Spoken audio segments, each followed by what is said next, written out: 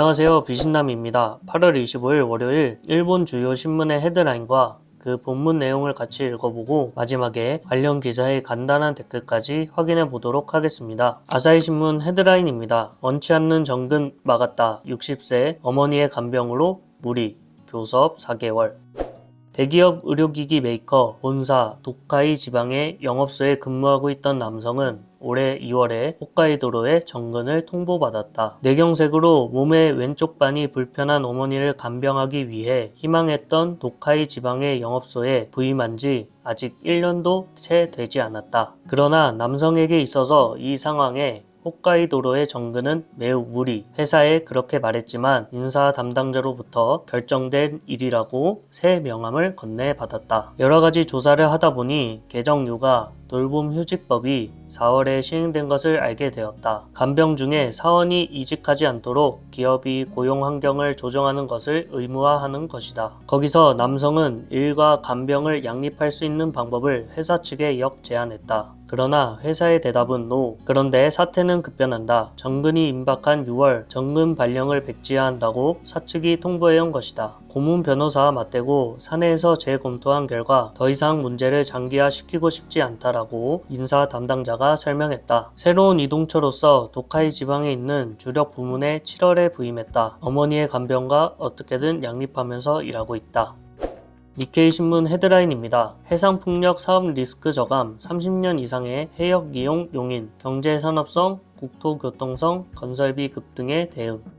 경제산업성과 국토교통성은 해상풍력 발전에 의한 해역의 사용기간을 현행의 30년에서 연장 가능하게 한다. 지금까지는 30년 경과 후에 사업자를 재공모하는 규칙이었다. 건설 비용이 증가하는 가운데 운전기간을 늘려 수입을 확보하기 쉽게 하고 발전 사업자의 위험을 줄인다. 해외에서도 기간을 연장하는 움직임이 있다. 해상풍력 발전이 왕성한 덴마크에서는 30년에서 10년 연장이 가능해졌다. 정부는 재생에너지를 미래 주력 전원으로 키울 생각이다. 특히 해상풍력 발전의 기대는 크다. 2월에 가계 결정에너지 기본계획은 전원 전체에 차지하는 풍력 발전의 비율을 현재의 1%에서 40년도에 4에서 8%까지 늘릴 방침을 나타냈다. 6월에 관련법의 개정으로 해상풍력 발전의 설치 해역을 영해 내에서 베타 경제 수역 내까지 넓혔다. 도쿄신문 헤드라인입니다. 도외의 주민세, 도쿄의 유입 이자율, 1급 집중, 국가가 시정해, 인터넷은행, 본점 소재지 납부 영향.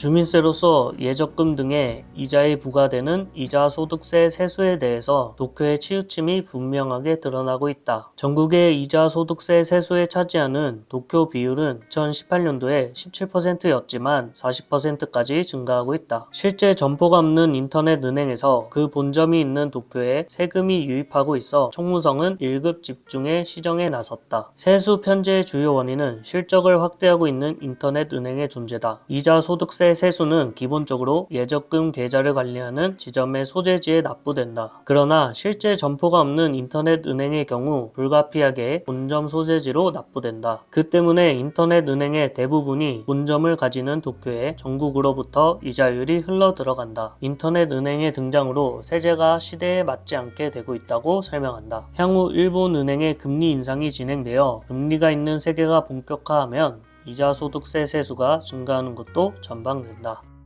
독신 시절에는 정근도 상관없다고 생각하지만 결혼하면 배우자 일도 있고 아이의 전학이나 학교 일도 생각하면 정근도 어려워진다. 부모의 간병이 있으면 먼 곳의 정근은 무리라고 생각하는 사람도 있다. 젊었을 때 생각보다 부담은 크다.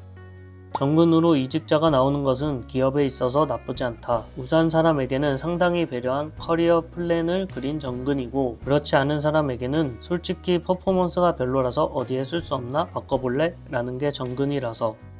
이것도 솔라 패널 발전 설비와 같은 보는 경관도 좋지 않아서 없는 편이 낫다. 재생 가능 에너지는 환경이라기보다 그 비용의 저렴함이 중요하고 그것은 별로 나쁜 것은 아니다.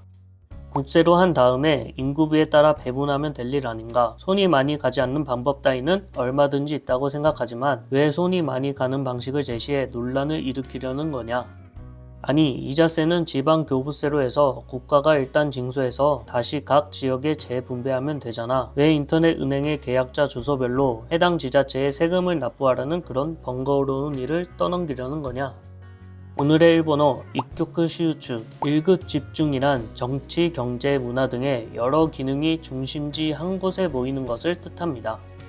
시청해주셔서 감사합니다.